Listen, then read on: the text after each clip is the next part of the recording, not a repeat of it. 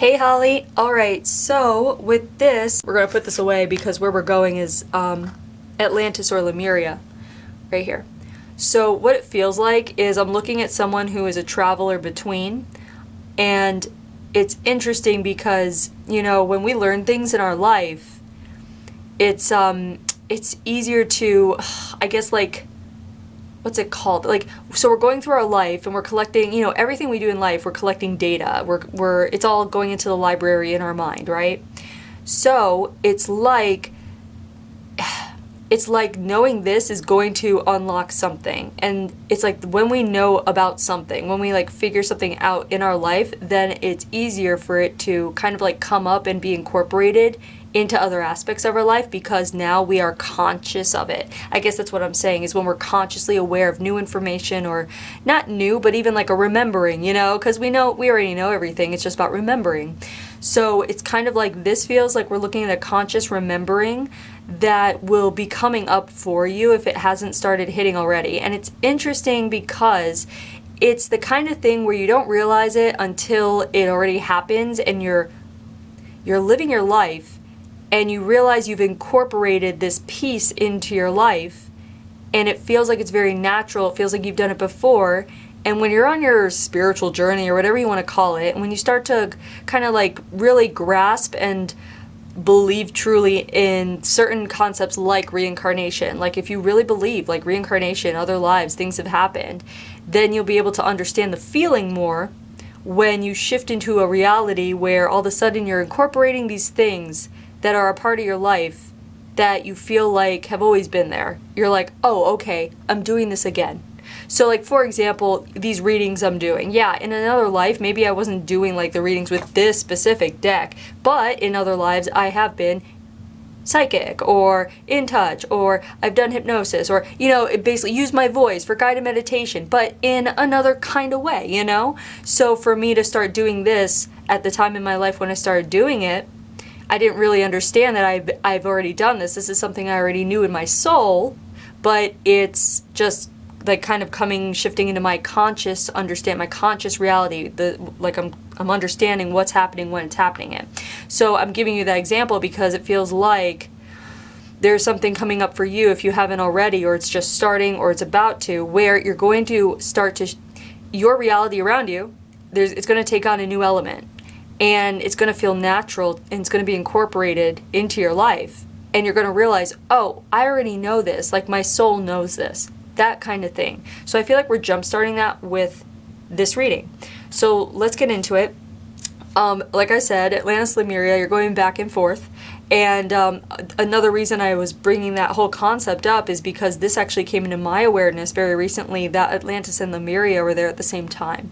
So a lot of people think Atlantis was this time, Lemuria is this time, but that's not the case. And believe me, I mean, if that's your belief, right on. But I'm aware in my reality that Atlantis and Lemuria were there at the same time. And it almost like they would trade with each other, or people would commute, or, you know, that kind of thing, even though their cultures were very different. So what we're looking at here is someone who's going back and forth. So what that's implying already is how it relates to you now, going back and forth. So we're looking at a culture, one is harmonious, and the other is ambitious. That's what I want to say. We have harmonious and we have ambition. There's something about being able to interweave them together in a way that works very well. So a lot of times, let's say you have a belief where you believe that in order to make money, you have to just like work your ass off. You know what I mean? You just have to like basically punish yourself with work in order to be deserving of money. And those two belief systems, they just create such a dissonance in someone's life because it's not harmonious. It's uncomfortable. So this, I feel like with this card, this whole thing right here is all about you going into your belief system as soon as you can, really approaching certain beliefs that you have about your life and seeing which ones don't go together, or if you put them together, there's a dissonance, and seeing why that dissonance is there and approaching it and seeing if those belief systems are really working for you. because you're going to want to rework some belief systems that allow interwoven reality for you, something that goes very easily together. Things should not have to be hard. So if something is coming to mind, a part of your life that you find is just really like, again, there's dissonance, it's hard, it's not easy going, it's not fun, I guess, you know, and fun can mean a lot of things, but you know what I mean, like not interesting. Like there are things that are very challenging, and there are great, you know, challenge isn't bad. Like challenge is not supposed to wreck you. Challenges are supposed to raise you up. They're supposed to get you get your juices flowing. Like how am I gonna work through this challenge, you know, in that kind of attitude, versus oh my god, this is exhausting, this is just awful, like that kind of thing. So if anything is coming to mind right now where it comes with it's a challenge and you're not having any fun with the challenge, then there's a belief system you need to look at. And there's a belief system you also need to alter or change consciously in order to approach each challenge in a manner where there is an aspect of fun, and that the aspect of fun in it overrides any other aspect that is otherwise not fun. Like, you know, it's hard work and it's exhausting and this and that, but it's like, you know, so I start a business and it is hard work and it is exhausting, but more than that, it's awesome, it's fun, it's interesting, you're learning, you know what I mean? So you have the belief itself. If you have the belief that life can't be more fun than being responsible or being, I guess, like adult. I mean, I know that sounds weird, but it's like, it's almost like I want to say life can cater more to your inner child than it does to your adulting. And it doesn't matter if you are a mother and a wife and you have a mortgage and debt and this. Yeah, that sucks. It's not all of it sucks. You know, the debt part is what I'm saying. But like the kids and even though it's very adultish, it doesn't mean you have to diminish the inner child or the fun aspect or the joy. And it's like I feel like what's coming through here is to make sure that you are going through your belief systems and consciously altering and shifting and changing them so that you can incorporate more of the fun aspect. And it doesn't mean that you're not fun. It doesn't mean that you're not having fun. It just means that don't give more weight to the adulting than the inner child, if that makes sense for you. So I know I'm lingering a lot on this card, but let's go back to the life. So it's someone that travels back and forth. This can also, it also kind of feels like there's a choice to be made and you're just kind of like boom, boom, boom, boom, boom, boom, boom, back and forth, right? So there's a couple of things with this card if that's the case. So if there's something that comes to mind about making a choice, coming up, whatever's happening, if it comes up in the future, not happening now, whatever it is, the choice to make. There's two things. One, it is possible to keep things balanced where you can have your cake and eat it too. You can go back and forth, balance, whatever it is. For example, someone in a long distance relationship, you know, people say it never works, but no, it can work. You know, you can make things work if that's what you want. On the other hand, this back and forth is also very exhausting, and eventually this person here feels like they want to just like go to sleep. Like they're tired. They just want to stop for a while. And that's okay too. So that's the other side of it, is taking a break, taking space. Nothing is permanent. Things are temporary. You can say you never want to see someone again, and then years later it's the right time to either reconcile or meet again as new people, where the reconciliation is out the door because you're just new people and there's no point in going back.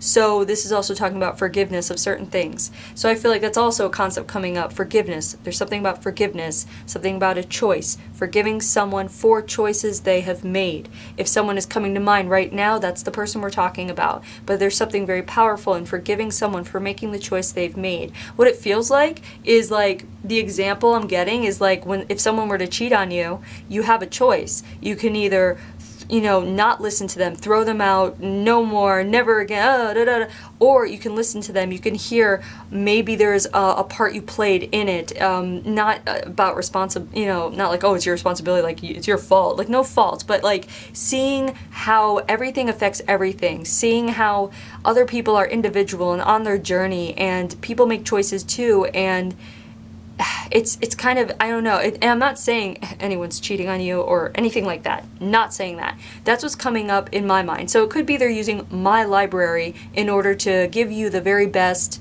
example of what that means. What they're giving is an example that is very extreme, a very extreme example that is super emotional, highly charged, and we all make choices, especially when we're highly charged. We tend to not take a step back and go be by ourselves and think about it and see why are we affected? Why are we affected so much? You know, things like that. So this is really about introspection. So again, just keep that in mind. We're coming up with forgiveness for choices being made. Also, this could mean seeking forgiveness for choices that you have made, and maybe even understanding that you might not need forgiveness from other people. You only need forgiveness for yourself. So the practice of forgiving yourself at various stages in your life for the person that you might have been, that you look back on, and you know, sometimes we get memories and we wince at them because of our actions in the past, and we just wish that never happened.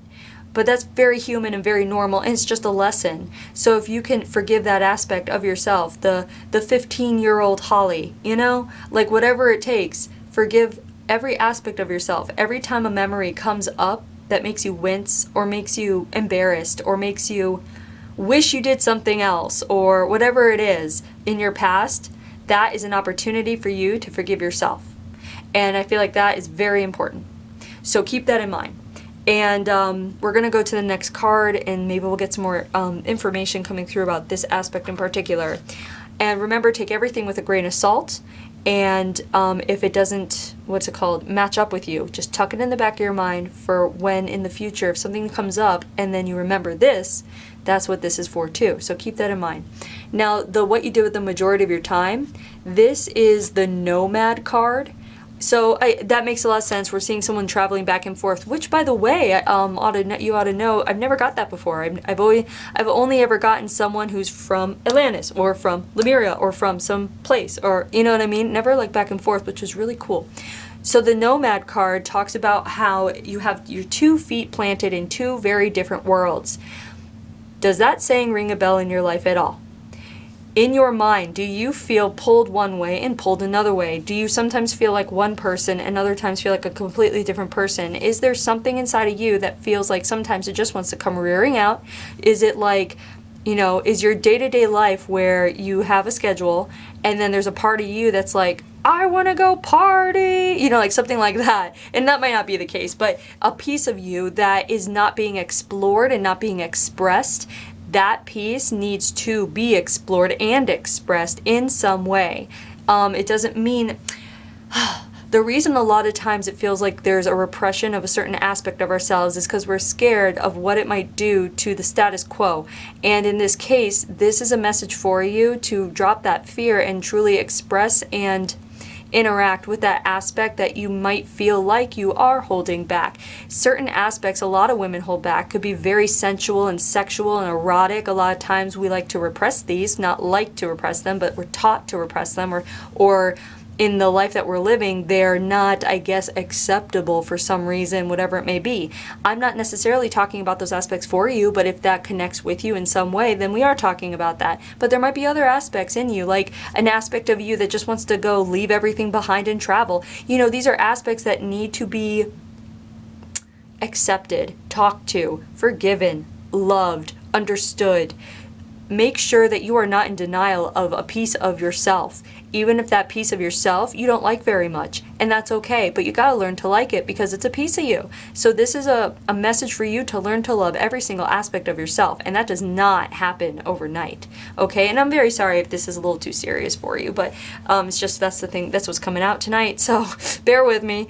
But it is very important that you do get in touch with all the parts of you, even the parts that you know, even like very religious people might consider it sinful, or might consider it, what's it called, like blasphemy, or whatever it's called, like parts of them that want to explore. Some women are interested in women and find other women very attractive, but they've been brought up that, oh, that's homophobic and blah, blah, blah, and like, you know, all that bullshit. And it's like, no, it's okay to find other human beings attractive no matter what their gender is. You know what I mean? Like things like that. Like it's okay. It's just these are aspects that a lot of people hide about themselves. And so if you find that there are parts of you that are either coming to mind now, or as you continue to live your life, they kind of flare up. Usually they just like flare up in little instances when you're alone, and then you push them back down real quick. But those are opportunities for you to kind of explore. It doesn't mean you have to act on impulse. It just means explore these feelings. Why do I have them? And how do I feel about them? And how do they affect me? And are they truly what I would call bad or negative? You know what I mean?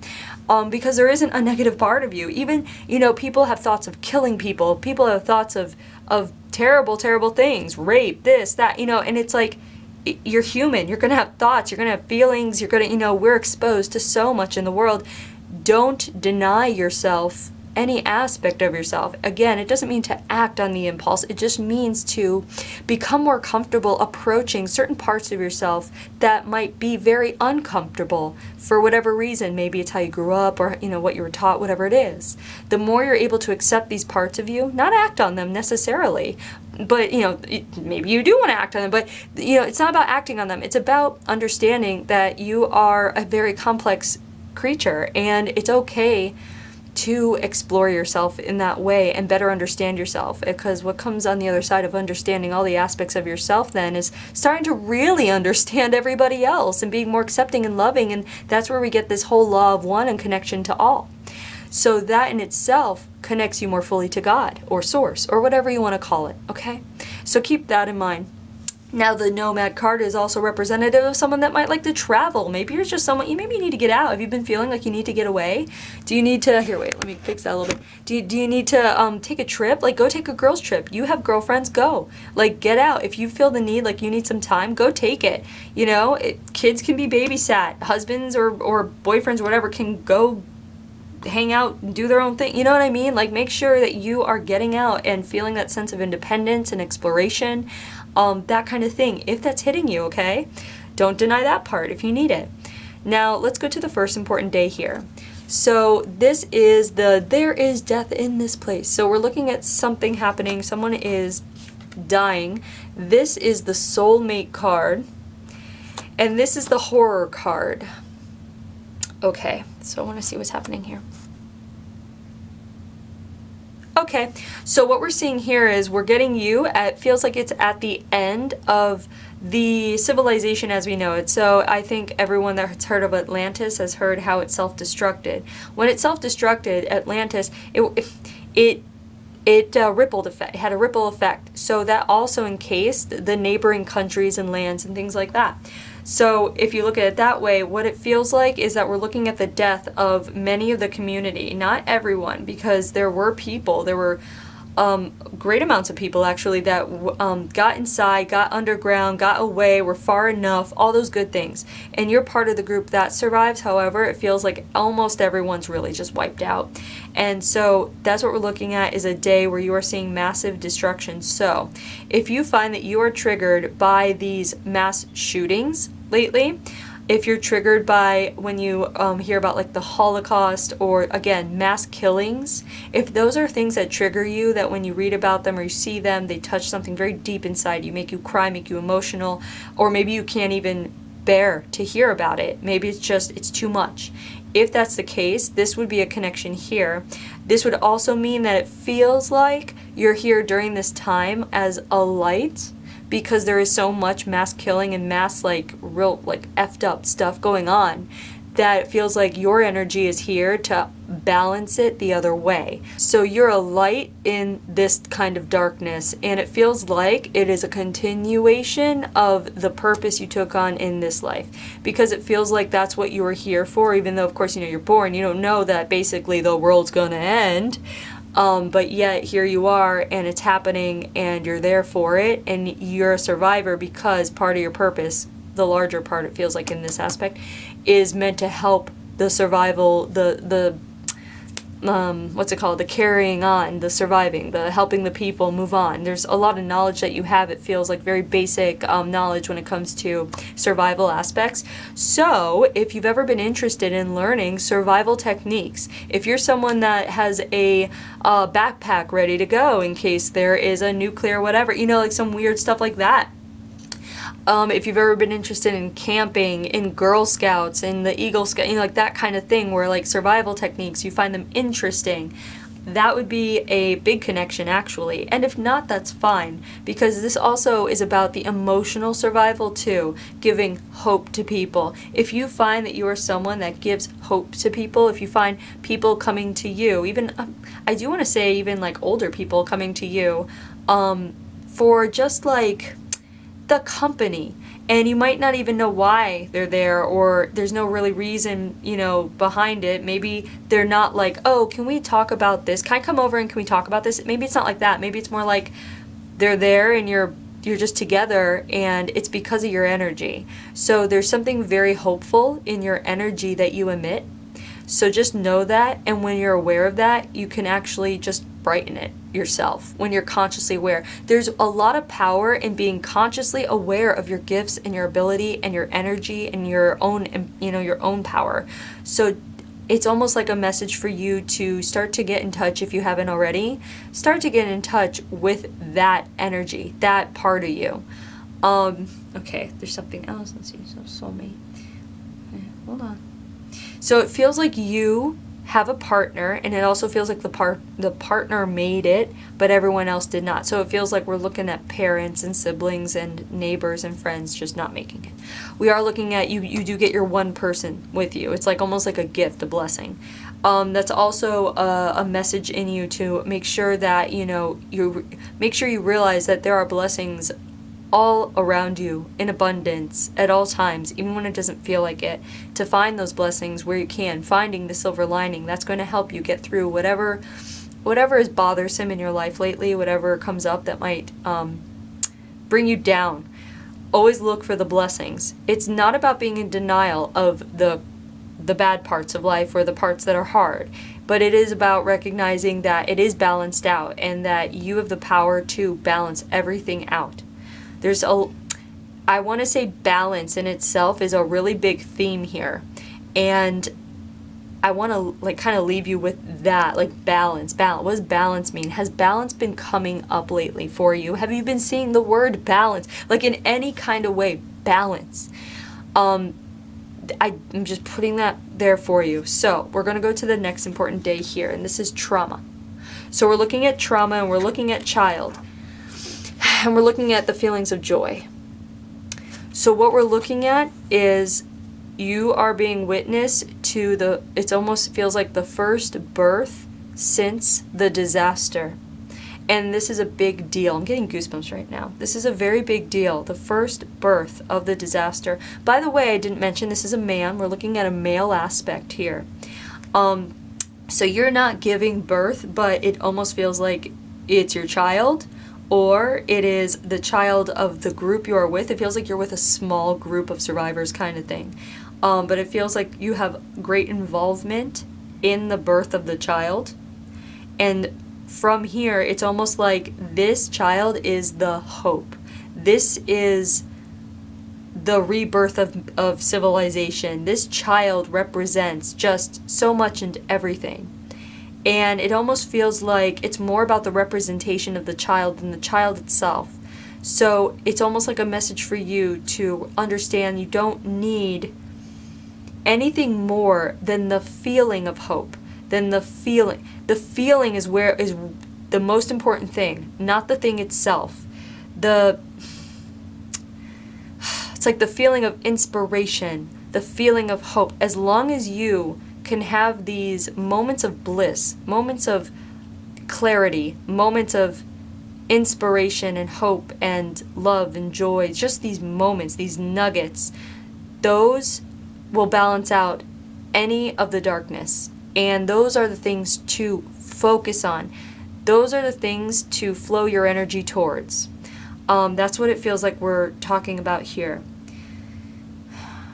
Okay, and true, and so this is also again a message about I'm not talking about being in denial of bad things, but it is about where you place your focus. Make sure you are consciously placing your focus. So this means, so it's a message of being consciously aware of the thoughts that you are thinking throughout the day, and when you do this, you're going to see your entire life shift even more positive, even better, even more opportunity, more things, more abundance coming in, because you are taking responsibility over your thoughts and you are focusing and refocusing them towards the higher vibrational thoughts, or towards the hope, the inspiration, this or that. If you dwell on the negativity or dwell on other aspects, it's okay as long as you don't harp on yourself for dwelling on them. So it's like, don't make it any worse. Like, so if it's hard to pull yourself away from certain thoughts that may bother you, don't be hard on yourself about thinking certain thoughts. Forgive yourself, again, that forgiveness, and just move on. Allow those thoughts to fade and just move on. So again, this is also, so we're talking about a big theme of balance, but also a big thing of taking responsibility for your conscious spiritual development. And doing this, the first step would be to start to, how do I say this? You start to watch your thoughts, every thought. So it starts with like taking a day and really being highly aware of every thought that comes into your mind, kind of taking stock of it, and then kind of just watching how your mind works and what patterns it goes in, and how long it lingers on certain thoughts, how long it lingers on other thoughts, how you push certain things away, or how you might approach things or deny things like that. I feel like this reading is very important for you, because it feels like you are on the cusp of something very important in your own growth and development, and it starts with being consciously aware of your thoughts. So it's almost like time to start to practice, like time to start to get this shit together, like it's time, because on the other side of it, there's this whole mess of abundance, like waiting to fall into your lap. So keep that in mind and connect where you can. And the things you can't connect with, again, tuck in the back of your mind for a later date when something might come up and you make the connection. But anyway, this child of hope brings joy. And it's like, even in this devastation, the world has ended. Put it that way. But yet, here is joy and inspiration and hope again. There will always be that. It will never be shut away fully. The light will never be gone. The light always triumphs. Always remember that. So, let's go on to the death. Here we have the accident card. So I'm trying to see what is happening. Okay, it feels like there is a period later on where you guys are finding new places to live. It feels like this group has taken up a mode, much like we learned how our ancestors roamed the earth, kind of like following the animals, following the seasons. It feels very much like it's almost like a scouting party goes out to see what's ahead, to lead the rest of the group, kind of like a safety scouting party. And it feels like there is something that happens in that scouting party that you are a part of that ends in your demise, and I'm trying to see exactly what it is. So it's really not coming, but what is coming is the idea of scouting ahead for other people in order to look out for safety. So, what it feels like is, and if you connect with this, is don't look too far into the future. It's good to dream, but don't put yourself too far away from your present, from your present reality and your present self. And certainly don't put yourself out in a place in order almost to, it's like, don't put yourself out to spot danger for someone else. That's their responsibility. So you are not living in these times anymore. You don't need to be a part of a scouting party to look ahead for danger anymore. So it's like a message for you to remind yourself that people are responsible for themselves. Let them be responsible for themselves. Let them look out for themselves, or not look out for themselves, because that's where the lessons are. So if anyone comes to mind, this is who we're talking about, allow those people, that person, to look out for themselves and be responsible and accountable for themselves. And this might be someone might come to mind now, or this might be later in future years, whatever it may be. A lot of times we see parents having this problem where they want to protect their children, so they hold their children back from learning lessons because they'll take the hit for their kids. And that is just a big no-no. You don't want to take lessons away from your kids. But that's not, obviously I don't know if we're talking about kids or what here, but if someone does come to mind, great. If not, that's fine. But just remember to look out for yourself. And this isn't selfish, but don't put yourself out there in the danger zone, I guess, for another person who needs to do it for themselves. There you go. That's what I want to leave you with. But take what you will from that and keep making connections there. Now, the lesson of this life was hard work, and it was completely fulfilled because your soul knew coming in it would be watching the devastation of this civilization, and it knew that it would be hard work.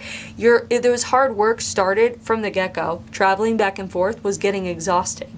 And then after this, it was nonstop being on guard, aware, worried, constantly worried about survival, food, shelter, all that stuff. So you made do, and it was okay. It was just having to adjust to a completely different lifestyle. And so the idea even of that, of changing from your lifestyle to a completely different lifestyle based on a choice you might make that you feel is right for you, it can be scary and there's fear involved, but you're never not going to survive. You're going to be able to make it work. So this here really is more of a message, not so much about hard work, but it's about putting fear aside, and even putting the fear of challenges that might come up, the hard work it might take in order for you to get to a place where you want to be, to see dreams realized. Putting that fear aside. The fear is only a hindrance. If the fear, breached this aspect of you, then you would not have been as useful, as purposeful, as what's the word? I guess mostly it's just useful, quite frankly. Worthy, I guess, that you were valuable. You wouldn't have been that here if there was fear involved. This aspect, drop that fear.